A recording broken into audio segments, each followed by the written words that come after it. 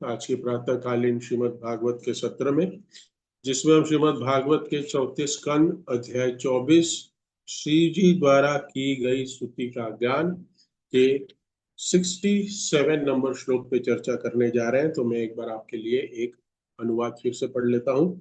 हे भगवान, कोई भी विद्वान पुरुष जानता है कि आपकी पूजा बिना सारा जीवन व्यर्थ है।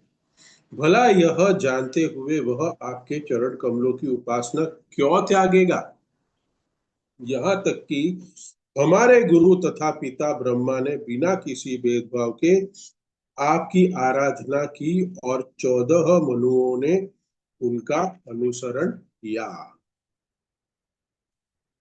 तो बहुत ही सुंदर प्रसंग चल रहा है यहाँ पे ये स्तुति है किनके द्वारा? शिव जी द्वारा। और इसको हम क्या कहते हैं? रुद्र गीत भी कहते हैं। रुद्र गीत।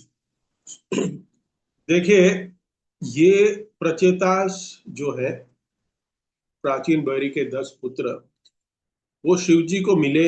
शिव जी ने उनको इस शिव गान मतलब रुद्र गीत, उसमें अंतर्गत भगवान की स्तुति की। और यहाँ पे ये श्लोक में पता चल रहा है कि जो ज्ञानवान मनुष्य है, जो ज्ञानी मनुष्य है, भगवान भी यहाँ तात्पर्य में क्या कह रहे हैं प्रभुपाद, कि बहुनाम जन्म नाम अंते ज्ञानवाम प्रपद। बहुत बहुत जन्मों के बाद कोई ज्ञानी व्यक्ति, पहले तो बहुत बहुत जन्मों के बाद मनुष्यों के बहुत बहुत जन्म की बात कर रहे हैं, लेकिन हमने तो बहुत बहुत जन्म 84 लाख योनियों में से 80 लाख योनियों में भी लिए हैं। उसमें भी अलग अलग योनियों में भ्रमण करने के बाद कोई व्यक्ति है जो मनुष्य जन्म प्राप्त होता है, उसको दुर्लभ मनुष्य जन्म पाइला। राधा कृष्ण भजिया जानिया सुनिया क्या काया विष पाइलू। चैतन्य चरितामृत में आता है ये। तो ज्ञानी व्यक्ति जो है वो जानता है कि भगवान की ही आराधना, भगवान की ही सेवा करनी है। शिव जी ये जानते। अभी शिव जी के लिए हमने शिवरात्रि मनाई। शिव जी को जाकर हमने दूध चढ़ाया होगा, पानी चढ़ाया होगा, बेल पत्र चढ़ाए होंगे। क्या है, इस संसार में सब लोग शिव जी को संतुष्ट करने की अलग अलग विधियों में लगे हुए हैं। वो भी देवता है, भगवान है वो। शिव जी के लिए भी भगवान का उपाधि दी जाती है। लेकिन मानिए कि पिताजी हमारे, उसको पिताजी पिताजी पिताजी पिताजी, हम पिताजी पिताजी करते हैं। डैडी डैडी डैडी हम लोग बोलते रहते हैं पिताजी को। लेकिन पिताजी जो हमें कहते हैं, पिताजी जो हमें बताते हैं, पिताजी जो हमें व्यवहार सिखाते हैं, उसको अगर हम नहीं मानते, पिताजी की बात नहीं मानेंगे, तो क्या वो पिताजी पिताजी करते हैं हम लोग, वो पिताजी खुश होंगे? पिताजी कहेंगे क्या हर रोज सुबह से शाम तक पिताजी पिताजी करता है, लेकिन मेरी एक बात तो मानता है नहीं, ना पढ़ाई ठीक से करता है, ना नौकरी ठीक से करता है, कुछ तो करता ठीक है नहीं, बस मेरा नाम लेते रहता है। पिताजी खुश होंगे? नहीं। तो शिव जी की जो बात को मानने के लिए कोई तैयार नहीं है। बड़ी बड़ी लाइन लगी, इतनी बड़ी लाइनें लगी। हाँ, दूध चढ़ाने के लिए, पानी चढ़ाने के लिए, बेलपत्र चढ़ाने के लिए, फूल चढ़ाने के लिए। लेकिन शिव जी क्या कह रहे हैं? क्या कह रहे हैं? यहाँ पे शिव जी का गान हो रहा है, रुद्र गीत। और वो पतितास को कहते हैं कि आपको हरि की भक्ति में ही लगना चाहिए। क्या करना चाहिए? भक्ति में ही लगना चाहिए। कि आपकी पूजा के बिना सारा जीवन व्यर्थ है। किसकी पूजा? अरे बाबा, शिव जी की पूजा करनी चाहिए। तो ये शिव जी किसकी बात करे? शिव जी अगर बोल रहे हैं आपकी, मतलब किसकी? नारायण की। शिव जी स्वयं कह रहे हैं कि मेरी भक्ति, ठीक है आप लोग आए हो, लेकिन जो सामने मंदिर है, कौन सा है मंदिर? हमारे मुक्तेश्वर टेम्पल है। तो वहां जाके शिव जी कहे अरे आप यहाँ आए अच्छा लगा, लेकिन यहाँ से आपका रास्ता जाता है सामने राधा रास बिहारी मंदिर के, वहां जाके भी माथा टेक के आइए। बड़ी लाइन लगी थी। हाँ, शिवरात्रि के समय, लेकिन सामने मंदिर खाली था। सामने मंदिर खाली था। हाँ, तो ये रुद्र स्तुति है, रुद्र गान है। शिव जी ने श्री कृष्ण भगवान की स्तुति करी है और कहते हैं, हे भगवान कृष्ण। कौन कह रहे हैं? स्वयं शिव जी कह रहे हैं। तो हमें ये संसार वाले को कह देना चाहिए, जितने भी सारे हमारे शिव भक्त होंगे ना हमारे आसपास में, तो उनको कहना चाहिए, देखो भागवत पढ़िए, इसमें शिव जी स्वयं बता रहे हैं, हे भगवान। हाँ, जो विद्वान पुरुष है वो जानता है कि आपकी पूजा के बिना सारा पूजन व्यर्थ है। कोई कृष्ण भक्ति करता है गुरु की शरण में जाके, विधि विधान से तद विधि परिप्राते परिप्रश्न सेवया, तो गुरु की शरण में जाके भक्ति करता है, उससे बड़ा ज्ञानी कोई नहीं है। गुरु के शरण में जाके, ऑथेंटिक संप्रदाय के गुरु के, बोनाफाइड स्पिरिचुअल मास्टर के शरण में जाके कृष्ण की भक्ति करनी है, ना कि गुरु की। गुरु हमें मार्गदर्शन करेगा कृष्ण भक्ति करने में। ऐसे बोनाफाइड स्पिरिचुअल मास्टर के निर्देशन में रह के अगर कोई भक्ति करता है, वासुदेव सर्वमिति समझता है, भगवान की भक्ति करता है, तो क्या समझता है वो? क्या होना चाहिए? ज्ञानी, विद्वानी होना चाहिए। वो विद्वानी होगा। यह है ना भगवान शिव जी के त्रिशूल है। हाँ, त्रिशूल है। तो क्या करते हैं वो त्रिशूल में? वो त्रिशूल में तीन नोक है ना। हाँ, क्या करते हैं? संहार करते हैं, मारने के लिए उनका एक हथियार है वो, वेपन है वो। तो भक्त के जीवन में वो हमारे जीवन के तीन प्रकार के दुख है। जो भगवान की शरण में गए हुए हैं, जो भगवान की सेवा में लगे हुए हैं, ऐसे भक्तों के तीन प्रकार के दुख, आदि दैविक, आदि भौतिक और आदि आध्यात्मिक, ये तीन प्रकार के दुखों का वो दमन करते हैं। जो भगवान श्री कृष्ण की शरण में और उनकी सेवा में निरंतर लगा हुआ है, उनके सारे दुख हरण करते हैं।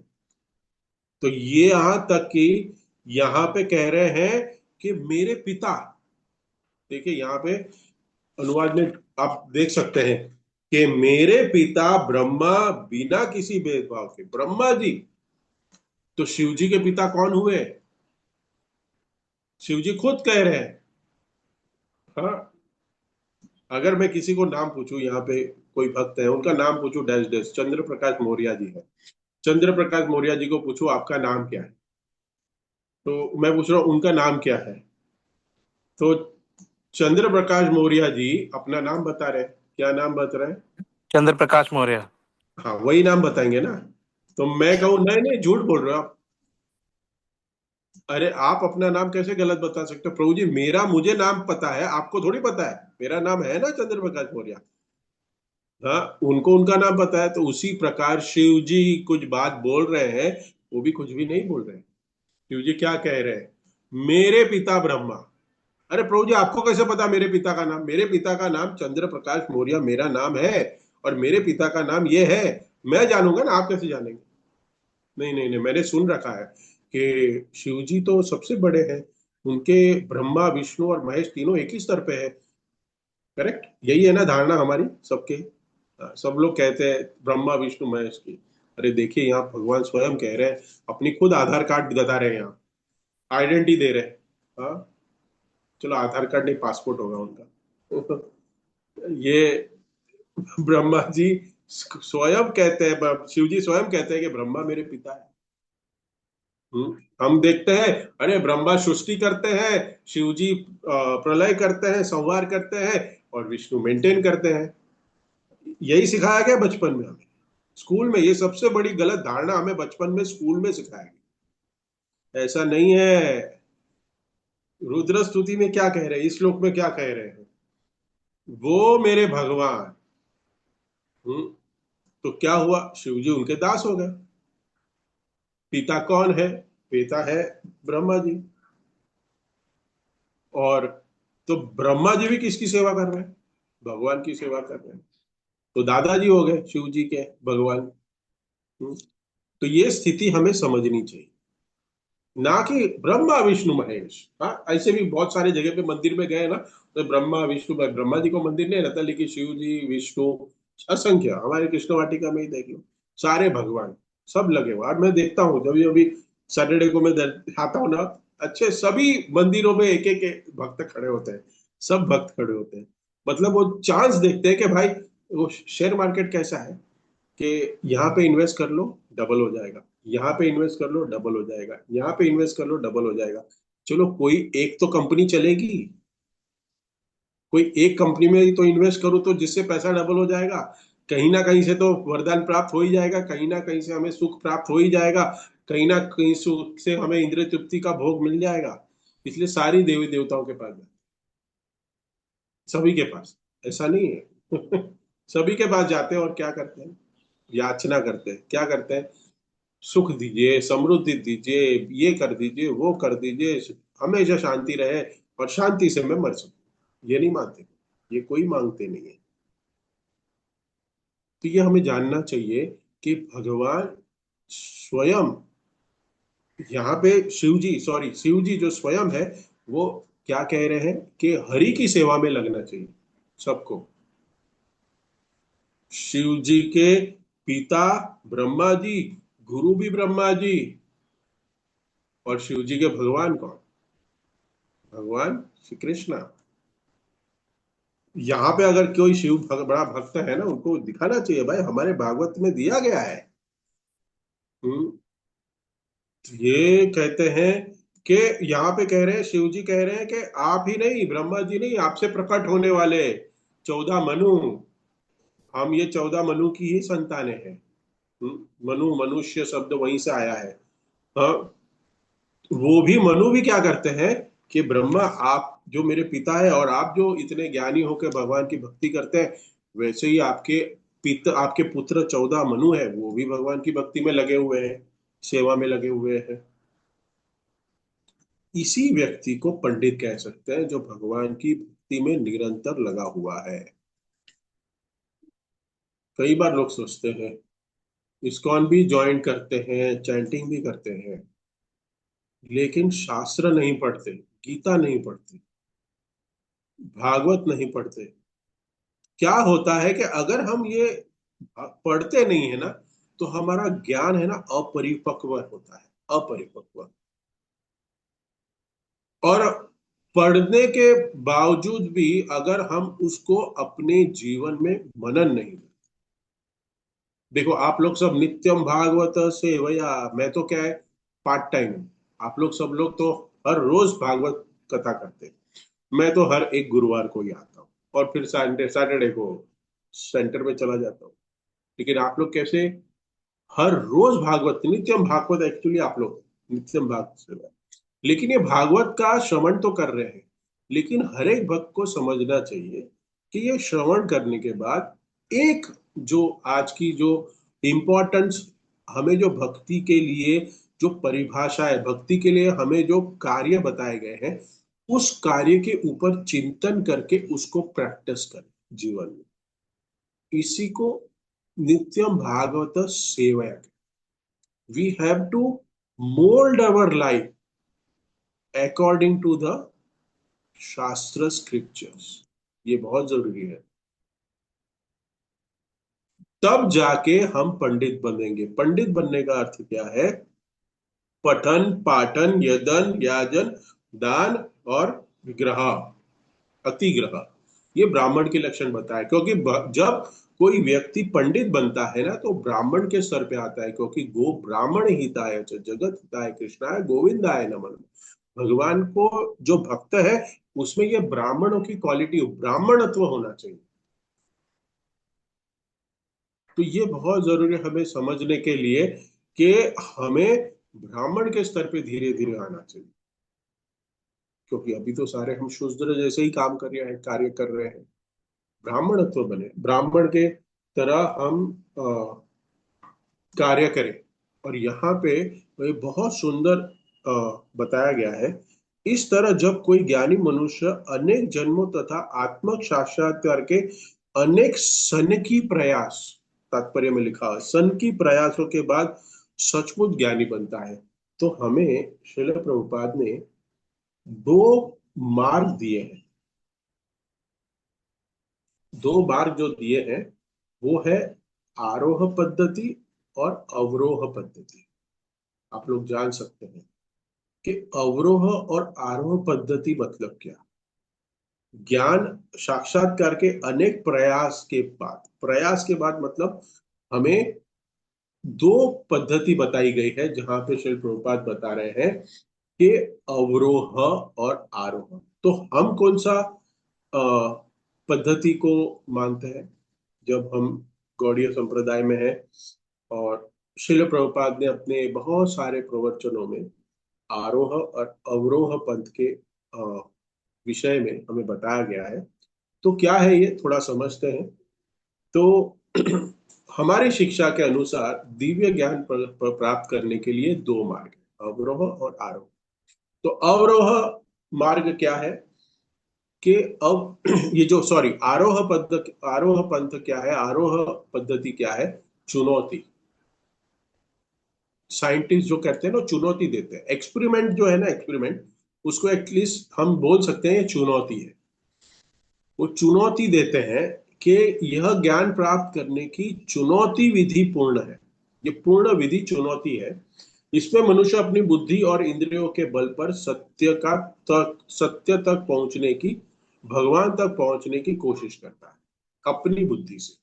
लेकिन यहाँ श्री प्रभुपाद देते हैं कि अपनी बुद्धि से हम नहीं जा सकते, क्योंकि हमारे पास अपूर्ण इंद्रिया है।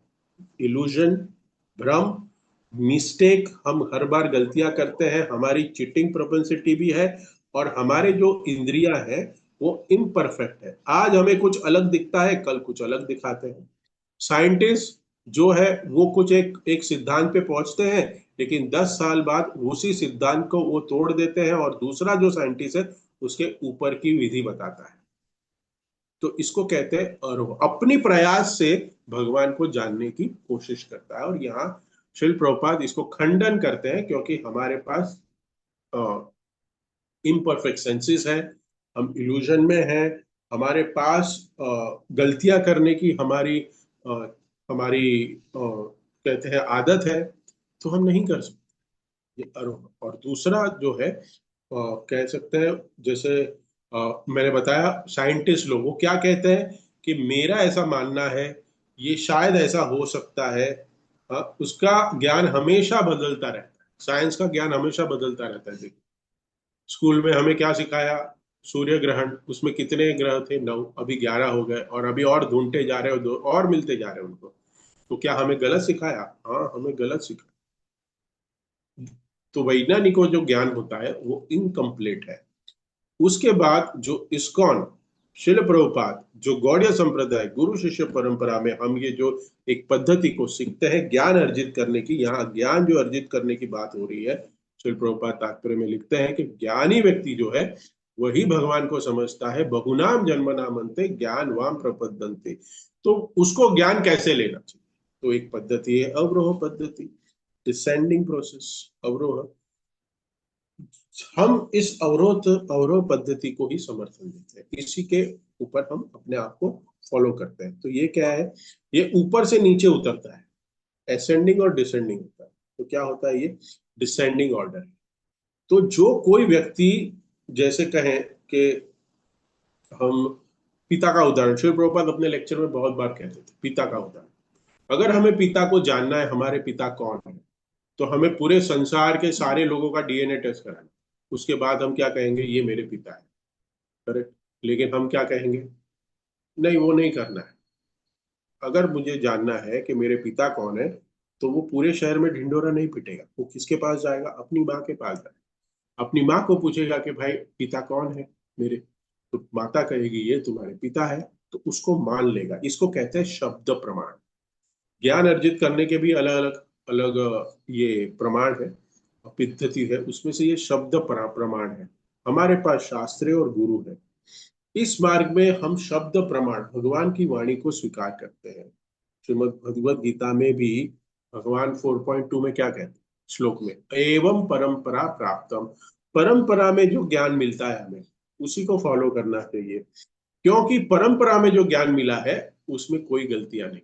क्योंकि ये ज्ञान किसने दिया है? भगवान स्वयं कहते हैं ये ज्ञान मैंने, ये भगवत गीता किसको सुनाई? ये जो पूरी भगवत गीता का जो जो विज्ञान है, ये मैंने सुनाया, भगवान ने सुनाया। तो जिसने ये सृष्टि बनाई है उसको इस सृष्टि के बारे में सब कुछ पता है, उनका नॉलेज पूर्ण कंप्लीट है। अगर वही बताए, अगर माता बताए कि ये आपके पिताजी है, तो हमें कोई दोष दृष्टि होती नहीं है, हम मान लेते हैं, हम मान लेते हैं। उसी प्रकार ये आरोह पद्धति, ये बहुत अवरोह पद्धति है, इसमें गलती का संभव ही नहीं है, इसमें गलतियां नहीं होती है। और ये जो ज्ञान है वो स्वयं, जैसे मैंने कहा, स्वयं भगवान पुरुषोत्तम से आया हुआ है, भगवान श्री कृष्ण से आया हुआ है, स्वयं भगवान ने हमें दिया है। हाँ, ये बीच बीच में लुप्त हो जाता है, इसके लिए भगवान हम पर कृपा करने के लिए बार बार इस संसार में जन्म लेते हैं, मतलब वो आते हैं, अवतरित होते हैं। क्यों? क्योंकि हम उनकी भक्ति और अच्छी तरीके से कर सकें। ये बहुत सुंदर है ज्ञान। और ये ज्ञानवान जब भगवान की भक्ति करता है, ज्ञानवान जब भगवान को समझ जाता है, तो प्रश्न उठता है कि कुछ तो उसमें लक्षण होते होंगे भक्ति के। वो क्या लक्षण क्या है? प्रभु जी, हम जो भक्ति कर रहे हैं, तो हम किस स्टेज पे है प्रभु जी? हमारा क्या अभी स्टेज है? यहाँ पे श्रील प्रभुपाद रूप गोस्वामी द्वारा जो भक्ति रसामृत सिंधु में श्लोक है, उसको श्रील प्रभुपाद ने तोड़ तोड़ के यहाँ बताया है। कि एक एक शब्द के बारे में बहुत सुंदर है। आज उसी के विषय में चर्चा करेंगे कि हमारा बुखार तो है, लेकिन वो बुखार को अगर आपको टेस्ट करना है तो आप क्या लगाते हैं? सर पे हाथ लगाते हैं, तो हमें लगता है हाँ हाँ है। लेकिन कितना टेम्परेचर है वो कैसे चेक करते हैं? थर्मामीटर। हम्म तो 3 बार लगाते हैं, सुबह दवाई खाने के बाद, फिर में दोपहर को वापस उतरा नहीं तो लगाते हैं, फिर रात को भी लगाते हैं। फिर देखते हैं कि कितना थर्मामीटर में बुखार है। अरे सुबह इतना था, करेक्ट, दोपहर को इतना हुआ है, रात को इतना हुआ, हाँ हाँ कम हो रहा है, कम हो रहा है, कम हो रहा है। तो हम कैसे चेक करें कि हमारा जो बुखार है वो कम हो रहा है या बढ़ रहा है, कि हमारा टेम्परेचर सेम के सेम ही है? हाँ, सबको लगता है कि हम अच्छे भक्त बन जाए, भगवान के प्रेमी भक्त बन जाए, इसी जन्म में भगवत धाम चले जाए। तो क्या हमने गए साल हमारा जो टेम्परेचर था उससे हमारा ये साल टेम्परेचर ठीक है? अगले साल क्या ठीक है, वो हमें समझना चाहिए। तो ये थर्मामीटर लगाएगा कौन? सबसे बड़ा प्रॉब्लम है थर्मामीटर लगाता कौन? और वो थर्मामीटर बता तो दिया, थर्मामीटर से हमारी भक्ति जज करेंगे, लेकिन वो लगाएगा कौन? तो श्रील रूप गोस्वामी ने भक्ति रसामृत सिंधु में थर्मामीटर दिया है।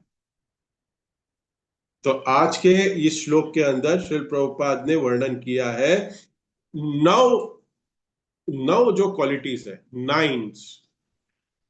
और जब ये नौ क्वालिटीज जब आ जाती है एक एक भक्त के अंदर, तो वो भाव स्थिति पे रहता है।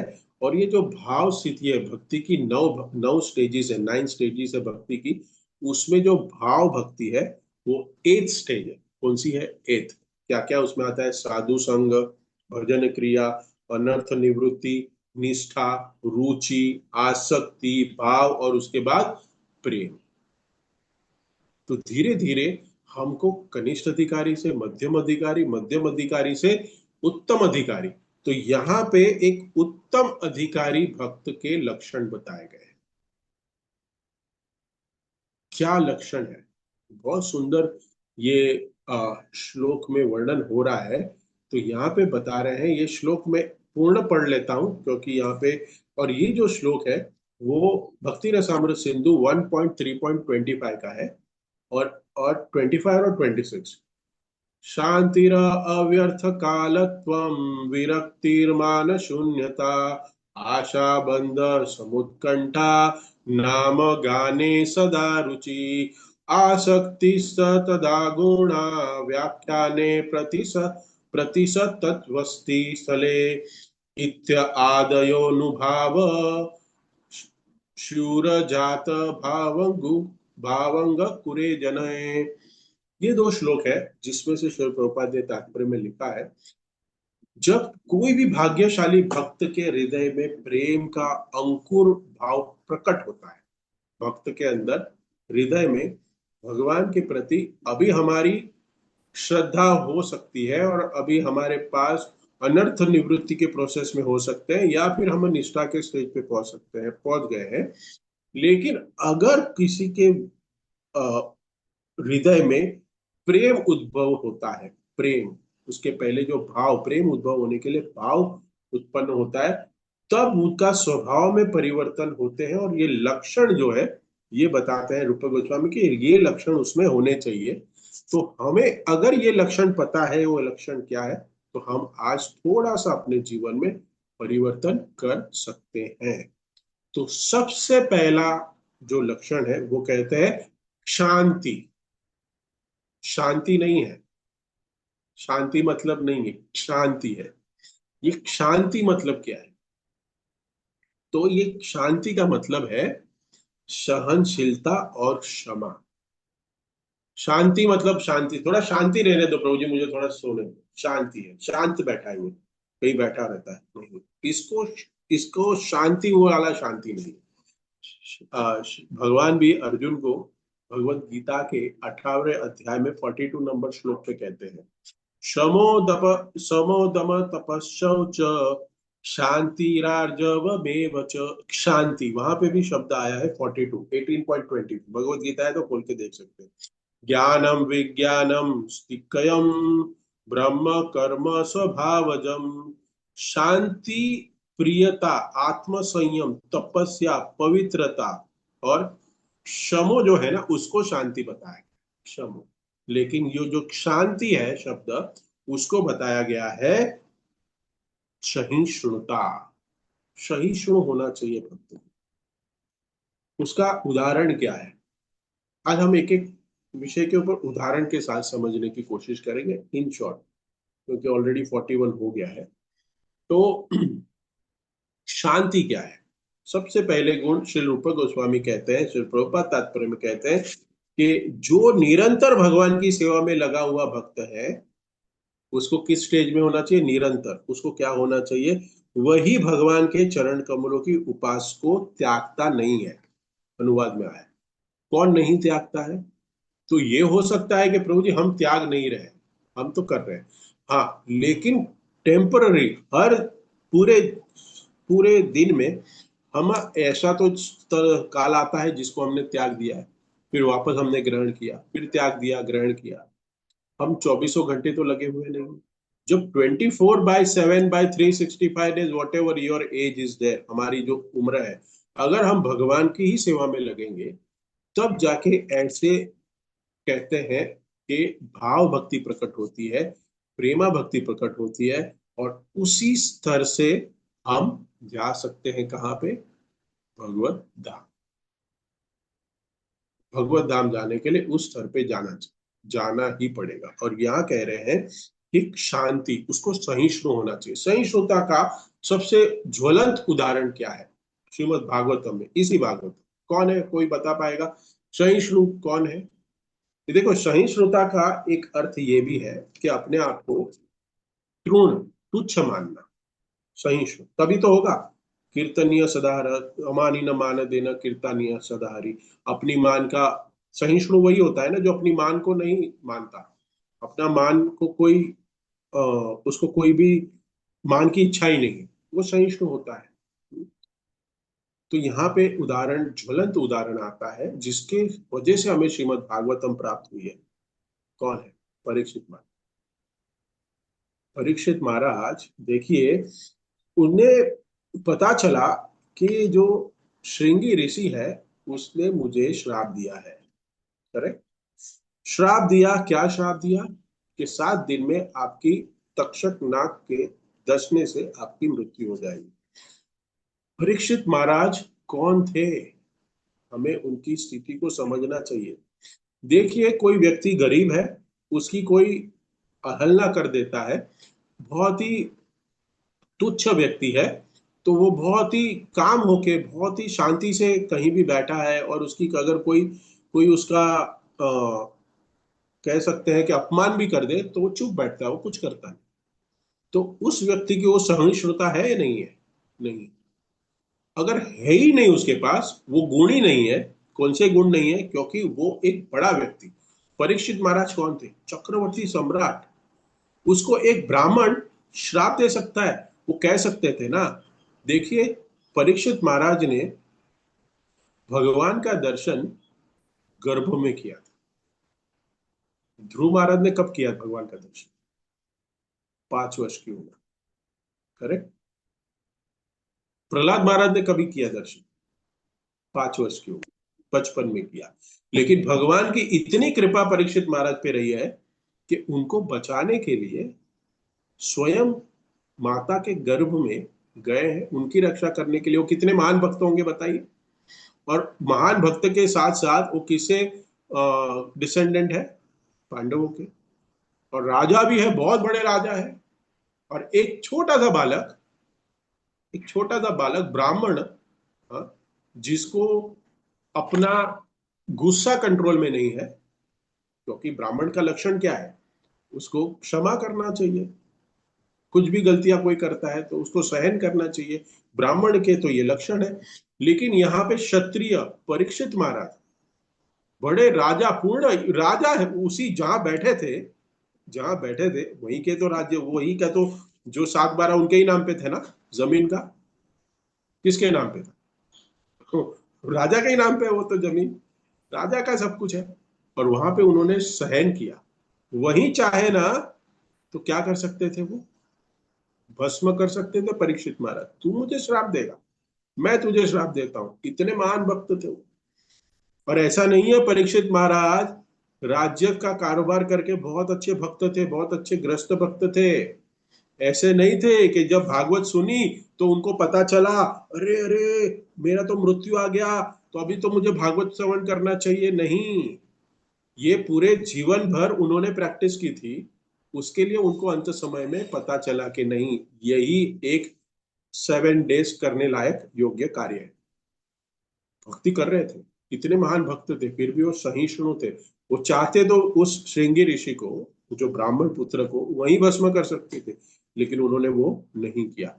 सहिष्णु का सहिष्णुता, ये जो सहनशीलता, शांति का एक गुण है कि किसके पास है सब कुछ, ऐश्वर्य है, सब कुछ है, मान है, सम्मान है, सब कुछ है, उसके बाद भी अगर उसका कोई अपमान कर दे तो भी उसको सहन कर ले, उसको कहते हैं सहिष्णु। We have to understand it. नहीं तो कोई गरीब व्यक्ति है, फटे पुराने कपड़े पहन रहा है और बहुत गरीबी से जी रहा है, तो उसको सहिष्णुता नहीं कहते। बहुत ऐश्वर्य है उसके पास, ऐश्वर्य बहुत है, लेकिन वो ऐश्वर्य को अपनी सेवा में नहीं लगाता, वो भगवान की सेवा में लगाता। इसको कहते हैं सहिष्णुता। बहुत बड़ा ज्ञानी व्यक्ति है, बहुत बड़ा कह सकते हैं कि प्रचारक भी है, लेकिन कोई अगर कोई प्रश्न पूछ ले तो उसको आता है तो मुझे पूछेगा? अरे नहीं। लेकिन वो यहाँ आंसर देगा कि प्रभु जी, मेरा ज्ञान इसमें थोड़ा कम लग रहा है, लेकिन मैं इसको सोच के पढ़ के बता सकता हूँ। तो ये क्या है? सहिष्णुता। ये गुण है, ये भक्त के गुण है। तो ये सबसे बड़ा है कि वो सहिष्णुता, वो होगा, शांति रहेगा। दूसरा सबसे इंपॉर्टेंट है, जो हम सब इसमें लगे हुए हैं। बोलिए, क्या बोलेंगे? अव्यर्थ कालम। बोलिए सब लोग, अव्यर्थ कालम। हम अव्यर्थ काल में लगे हुए हैं। हाँ, कोई अनम्यूट करके बोलेगा तो मुझे लगेगा हाँ सब लोग सुन रहे हैं। कोई एक व्यक्ति बोल दे अनम्यूट होके, अव्यर्थ कालत्वम। अव्यर्थ कालक्यम। ये सोच रहे हैं, सब लोग ये सोच रहे हैं कि वो कर लेगा, वो कर लेगा, मैं क्यों करूं? कर लो। अव्यर्थ कालत्व। बोलिए, हम सब लोग अव्यर्थ काल में लगे हुए हैं। इसका सबसे बड़ा, समय का सदुपयोग करना। यह क्षण भी कृष्ण की सेवा के बिना व्यर्थ न गवाना, एक क्षण भी भगवान श्री कृष्ण की सेवा के बिना न गवाना, ये भक्त का लक्षण है। इसका ज्वलंत उदाहरण श्रीमद् भागवतम में क्या है? परीक्षित महाराज, ये हो सकता है क्योंकि उन्होंने साथ दी। लेकिन पहले तो गृहस्थी में अपना जीवन लगाया ना, लगाया कि नहीं? तो वो उदाहरण नहीं है परीक्षित महाराज, इसके उदाहरण है अम्बरीश महाराज। भक्ति रसामृत सिंधु में इसके सारे उदाहरण के साथ रूप गोस्वामी नेक्टर ऑफ डिवोशन जिन्हें पढ़ा है उनको पता होगा, सब उदाहरण के साथ बताते हैं कि ये गुण, एक एक गुण जो है एक एक भक्त से लेने चाहिए। ये गुण सबमें, ये गुण है उन्होंने, किसमें? अम्बरीश महाराज ने। अम्बरीश महाराज ने अपने जीवन का, क्यों? अपना जीवन, राजा थे, और किसके? वो भी सम्राट थे, राजा थे, बड़े राजा। फिर भी उन्होंने आसक्ति नहीं थी किसी वस्तु में। और वो क्या कर रहे थे? वो अपनी बुद्धि को भगवान के चरणों में और सारे अंगों को भगवान के चरणों में ही लगाया। क्या कहते हैं इस श्लोक में? वो एज श्रीमद् भागवतम का 9.14.18 से 20 में बता रहे, सवे मन कृष्ण पदार विंदयोर वंचा वंचासी वैकुंठ गुणानुवर्णने करो हरे मंदिर मार्जनम दिशु श्रुति चकाराच्युत सत कथोदय। महाराज अम्बरीश ने अपने मन को भगवान कृष्ण के चरणारविंदों में स्थित कर दिया। एक एक पल को भगवान की, एक भी पल जो है मैं भगवान का स्मरण किए किए बिना नहीं बिताऊंगा। ये जो मनोवृत्ति है, अपनी वाणी को भगवान के धाम और अनेक गुणों के वर्णन में लगा दिया, अपने हाथों को भगवान के मंदिर की सफाई आदि सेवा में लगा दिया। भगवान की मंदिर की सेवा स्वयं करते थे। कौन? ये राजा है स्वयं। एक बार क्या हुआ, कथा में आता है, अपना घर का जो है ना मंदिर की सेवा, ऑल्टर सेवा खुद करते थे। एक बार उसकी पत्नी ने कर दी तो वो रोने लगे, बोलता आपने मेरी सेवा ले ली, ये मैं सेवा करना चाहता था, आपने मेरी सेवा ले ली। तो मैं सोच रहा था अपने जीवन के साथ, अरे आरती कर दो ना, संध्या आरती तुम कर, मैं थोड़ा प्लीज, फिर अरे भगवान को तुम सुला दो ना, तुम सुला दो, मैं प्लीज। हम क्या करते हैं? एक दूसरे के ऊपर डालते हैं। यहाँ अम्बरीश महाराज सेवा में लगने के लिए निरंतर लगे हुए हैं, सेवा करने। और अगर थोड़ी सी सेवा चली गई तो अपने आप को क्या कहते हैं कि मैं क्या, मेरी क्या गलती हो गई कि भगवान ने मेरे से सेवा छीन ली। और हम लोग क्या कहते हैं कि हम कैसे सेवा से बचे। सेवा से बचने के लिए हम अलग अलग कारण निकालते, ढूंढते हैं कि बचे जाए। जब तक हमें ऊपर से ऑर्डर नहीं आएगा हम शांति से रहेंगे, कुछ नहीं। यहाँ पे अम्बरीश महाराज कह रहे हैं उनके मंदिर की सफाई देखिए। भगवान, सॉरी, राजा है वो, उनके पास कितने दासी और दास है सब लोग। अरे हम देखते हैं नॉर्मल मंदिर में भी वहां पे भाड़े पे रखते हैं पुजारी लोग, देखा है? सुबह शाम आके आरती करके पगार लेके जाता है। लेकिन जो व्यक्ति ने ये मंदिर बनाया है उसके पास समय नहीं है। और हम क्या कहेंगे? अरे उसने इतने करोड़ों में मंदिर बनाया, अरे इतना महान व्यक्ति है। लेकिन वो भक्त है, लेकिन भाव भक्त नहीं है। अपने आप पैसा भी लगाए और खुद भी करे, वो श्रेष्ठ कहते हैं, श्रेष्ठ भक्त है, भाव स्तर पे पहुंच गया है वो। और फिर आगे भगवान कहते हैं, अम्बरीश महाराज कहते हैं कि उन्होंने अपनी आंखों को मुकुंद के आर्चव विग्रह और उनके मंदिर के दर्शन में लगा दिया, अपने शरीर को भगवान के भक्तों के अंग का स्पर्श करने में लगा दिया, अपनी नासिका को भगवान के चरण कमलों में अर्पित तुलसी की गंध सूंघने में लगा दिया, अपनी जीभ को भगवान को अर्पित किए गए प्रसाद का आस्वादन करने में लगा दिया। फिर कहते हैं उन्होंने अपने पैरों को भगवान के पवित्र धामों की यात्रा करने में लगा दिया, और सिर को ऋषिकेश के स्वामी भगवान के चरणों के प्रणाम करने में झुका दिया। उन्होंने अपने सभी कामनाओं को केवल भगवान की सेवा के लिए सुरक्षित रखा। अपनी सारी कामनाओं, जितनी भी इच्छा है, सिर्फ और सिर्फ किसकी संतुष्टि? भगवान जी की संतुष्टि।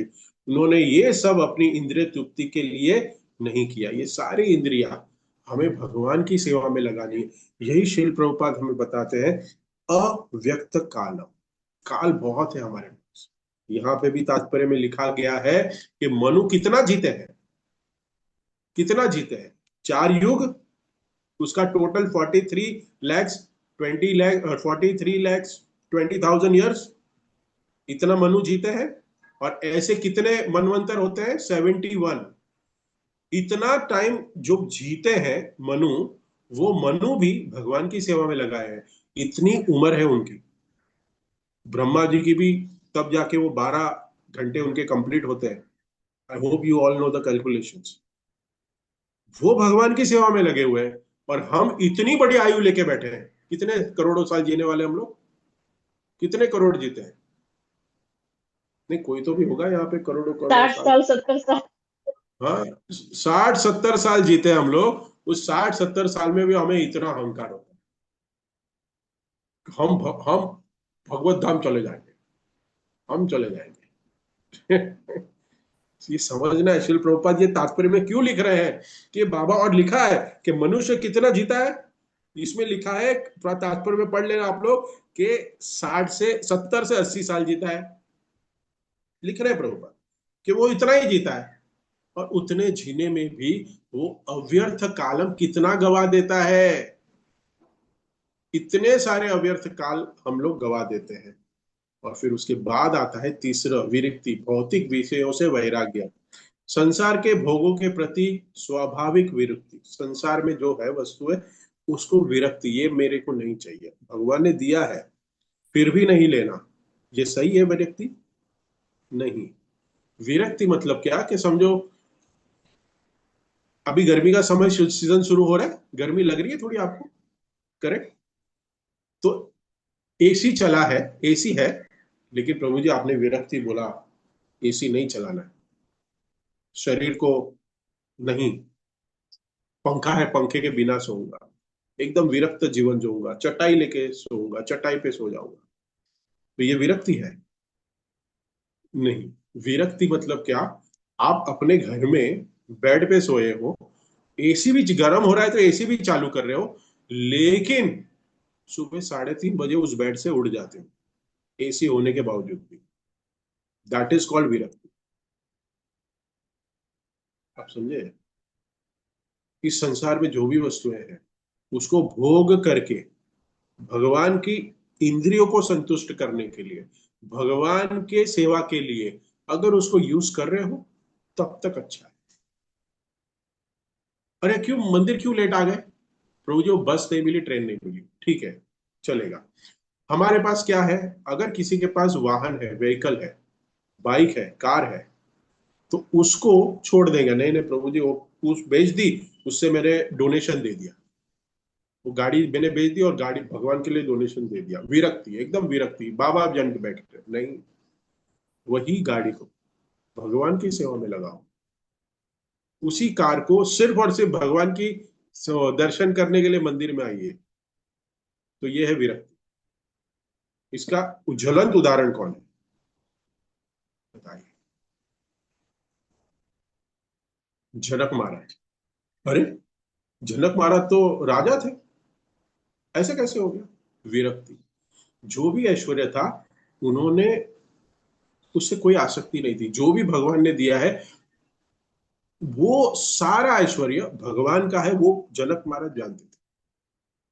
तो वहां साधुगण थे जहां बैठे थे, एक बार रामायण की कथा हो रही थी। तो ये क्यों जनक महाराज उस स्थिति पे क्यों है, उसके लिए शॉर्ट में बता रहा हूं। क्योंकि जनक महाराज,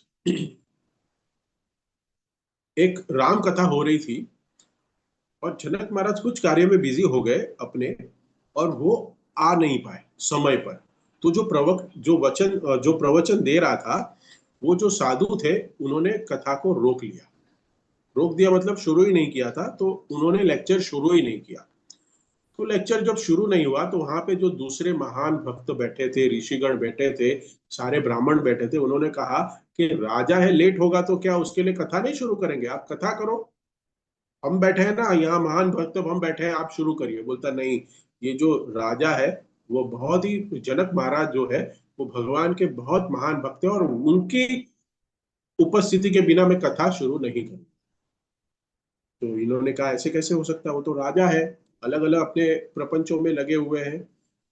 सी लगे हुए हैं, लेकिन उसमें उसकी आसक्ति नहीं है, वही है विरक्ति, भौतिक विषयों से वैराग्य। तो कहते हैं कि इनकी परीक्षा लेनी पड़ेगी। वो जो प्रवचनकार बैठे थे, साधु बैठे थे, उन्होंने बोला इनकी परीक्षा लेनी पड़ेगी। जनक महाराज आए, वहां बैठे, और फिर जनक महाराज ने सॉरी कहा, अपोलॉजी कहा, और फिर इन्होंने कथा शुरू करना शुरू किया। और शिष्य को उन्होंने एक इशारा करके कहा था पहले ही कि अभी इनको है ना परीक्षा लेनी पड़ेगी, जनक महाराज की भी लेंगे और ऐसे साधु जो अपने आप को बहुत महान भक्त समझ रहे हैं उनकी भी परीक्षा लेनी पड़ेगी। क्या हुआ, जनक महाराज कथा में बैठे थे और कथा शुरू थी, और फिर जो जो प्रवचन वाले जो साधु थे, सन्यासी थे, जो व्यासपीठ पे बैठे थे, उनको कहा गया था कि बीच में जाके जनक महाराज के कान में बोलना है। आपको क्या बोलना है, जनक महाराज आपके राजसभा में, आपके महल में बहुत बड़ी आग लग गई है। क्या लग गई है, आग लग गई है। तो जनक महाराज ने सुना और कहा ठीक है। वक्ता जो थे व्यासदेव, व्यासपीठ पे जो बैठे थे, उनको कहा आप शुरू रखिए। ये जो रसपान मैं कर रहा हूँ, आपके आपके मुखारविंद से जो कथा सुन रहा हूँ, उसमें उतना आनंद आ रहा है, उसमें ये ज्वाला जो है, अग्नि की ज्वाला, उस पर कोई काम नहीं कर। सुनते रहे जनक महाराज। वहां राज्य जल रहा था, बैठे थे जनक महाराज। यही जनक महाराज की कथा कर रहे हैं, जिनके जिनके जो सीता मैया के पिता है, जलने दिया, अपने राज्य को जलने दिया। ऐसे भागे नहीं इस कथा छोड़ के, अरे क्या हो गया जाओ भागो, नहीं, बैठे रहे। विरक्ति, आसक्ति कोई नहीं है उसमें, पूरी विरक्ति है। अपने अपने धन दौलत से कोई आसक्ति नहीं, क्योंकि कथा में रुचि है। दूसरे दिन, अभी इनकी तो परीक्षा हो गई जनक महाराज, दूसरे दिन उन्हीं ने परीक्षा ली। वो जो दूसरे महान भक्त लोग थे, जो बैठे थे, भक्त अपने आप को ब्राह्मण और भगवान के प्रिय भक्त समझ रहे थे, उनकी परीक्षा ली। अभी उनके पास है क्या बताइए, सारे साधुगण ब्राह्मण हैं, उनके पास कुछ है नहीं, छोटी सी कुटिया है, उस कुटिया में दो तीन जोड़ी कपड़े होंगे या कोपिन होगा।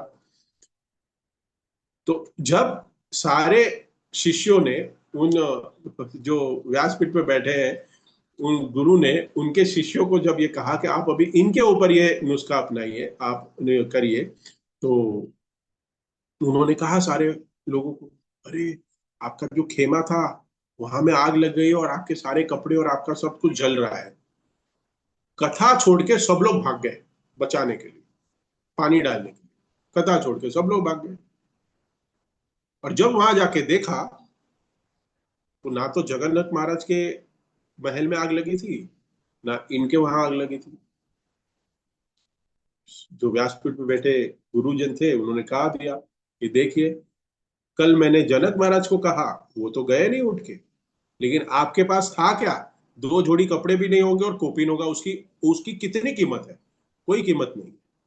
लेकिन आप लोग उठ के कथा छोड़ के, भगवान का श्रवण, इतना मधुर कथा छोड़ के आप लोग भाग गए। मतलब आपकी आसक्ति, आपका वैराग्य है आप में, नहीं है, विरक्ति है ही नहीं संसार में। वस्तुओं से अभी भी हम क्या है, आसक्त है। थोड़ा भी इधर उधर हल जाता है ना, तो हम मंदिर आना बंद हो जाता है। कुछ प्रभु जी नहीं, थोड़ा हम बिजी थे, क्या हो गया प्रभु जी, ऐसे हो गया। तो संसार में अभी भी आसक्ति है, आसक्ति है हमारी। हमने अभी भी भक्ति को प्रायोरिटीज नहीं दी है। फिर मान शून्यता, अहंकार का अभाव। अहंकार का अभाव, समय हो रहा है, मैं फटाफट लूंगा। हनुमान जी है उसके उदाहरण।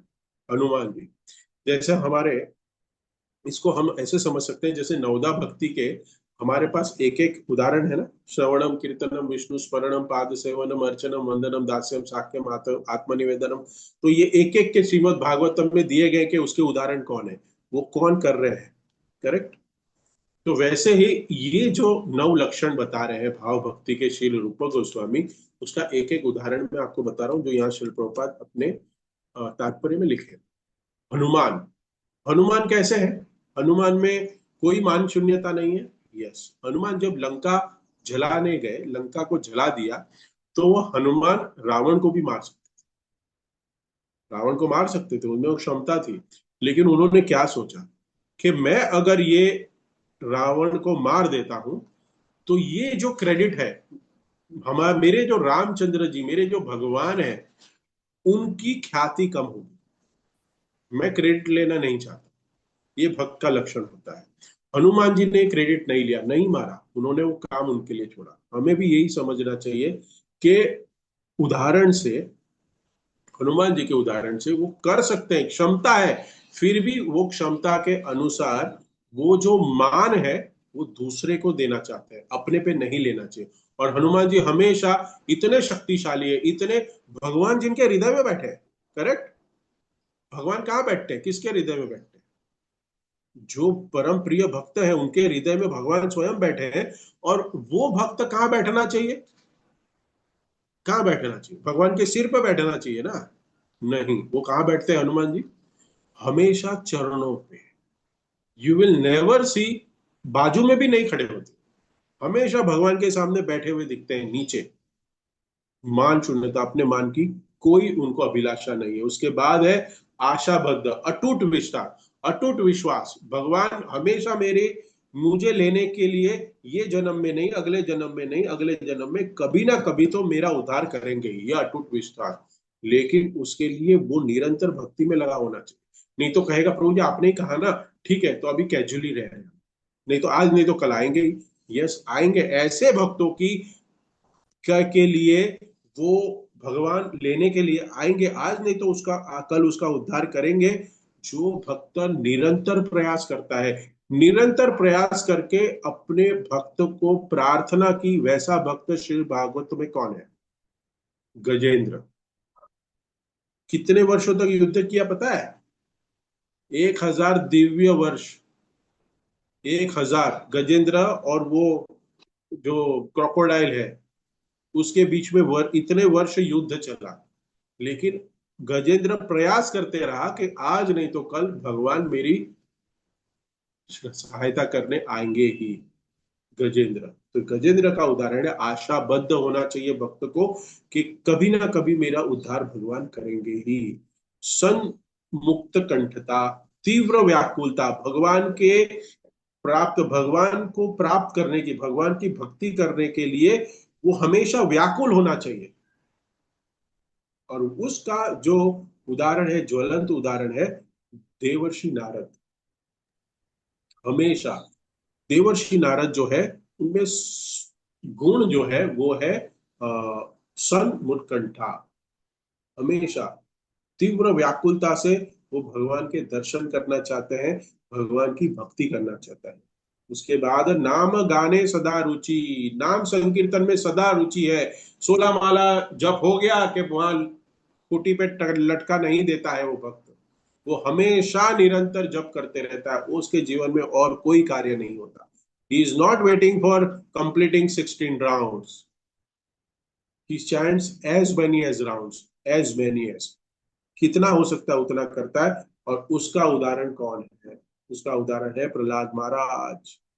हमेशा ओम नमो भगवते वासुदेवाय, ओम नमो भगवते वासुदेवाय, निरंतर जप करते रहते थे, प्रचार करते रहते थे। नाम गाना मतलब क्या कि हमेशा जो भी चर्चा करे मुख से वो भगवान के संबंधित हो। प्रचार वो भी एक संकीर्तन है, हरिनाम लेना वो भी एक संकीर्तन है, लोगों को गाइड करना, कृष्ण कॉन्शियसनेस में काउंसलिंग करना वो भी एक संकीर्तन है, प्रचार्य। जो भी कार्य है वो भगवान से ही संलग्नित हो, भक्तों के लिए हो, भगवान के लिए हो, और मंदिर के लिए, ये सब आता है।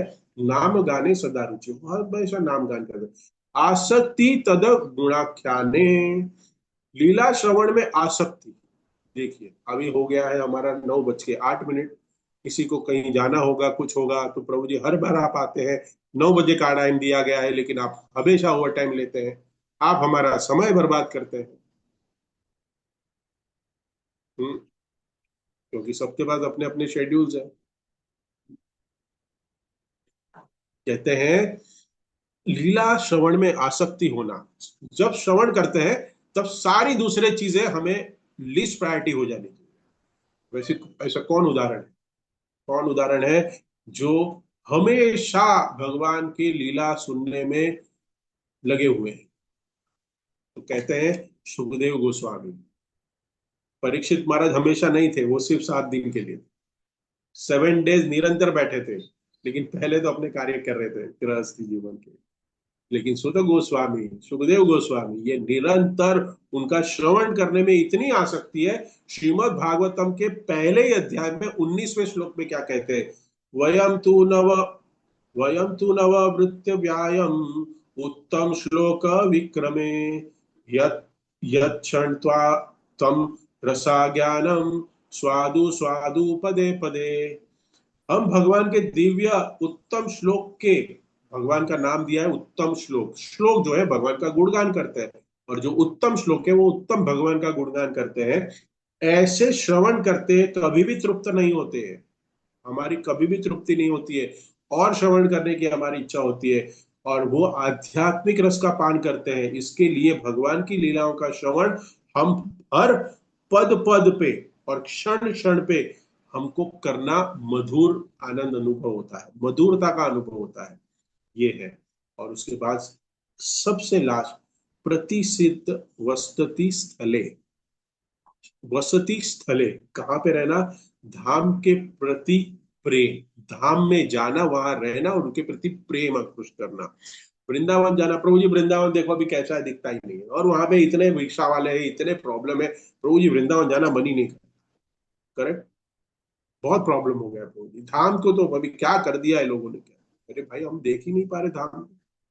भगवान स्वयं अपने धाम को गोलोक वृंदावन से वो लाए हैं, लेकिन हमारी दृष्टि ऐसी वस्तुओं से जाती है।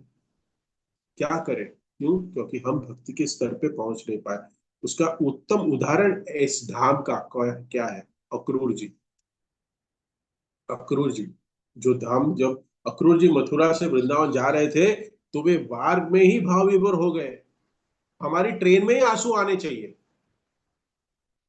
राजधानी में बैठे ना तुरंत आंसू आ जाने चाहिए कि वृंदावन जा रहे हैं, ओ हो, धाम में जाना चाहिए। और उन्हें वृंदावन की धूल देखी, वे रथ से कूद पड़े और कृष्ण के चरणों के चिन्हों पर लौटने लगे। लौटने लगे मतलब रोलिंग करने लगे, वापस नहीं आए, लौटना मतलब वापस नहीं। तो भाव, वृंदावन धाम में रहने का भाव। तो प्रभु जी क्या वृंदावन ही चले जाए? नहीं, शिल प्रभुपाद हमेशा वृंदावन को अपने हृदय में रखते थे। और रहे कहाँ? अमेरिका, जापान, हवाई, एशिया, सब जगह पे रहे वो। लेकिन धाम में रहना मतलब क्या? वसती, प्रतितिस तद वसति स्थले। भगवान के प्रिय धामों में रहना मतलब भगवान के प्रिय धामों का निरंतर चिंतन करना, अपने हृदय में लगाए रखना, वृंदावन का, भगवान की लीलाओं का स्मरण करना। ये सारे लक्षण, ये जो 9 लक्षण है, ये एक उत्तम भक्त के लक्षण है, जहां पे हमें जाना ही पड़ेगा। आपको अगर एमबीए करना है ना, तो आप एसएससी के साथ एमबीए नहीं कर सकते, आपको ग्रेजुएट होना ही पड़ेगा। करेक्ट?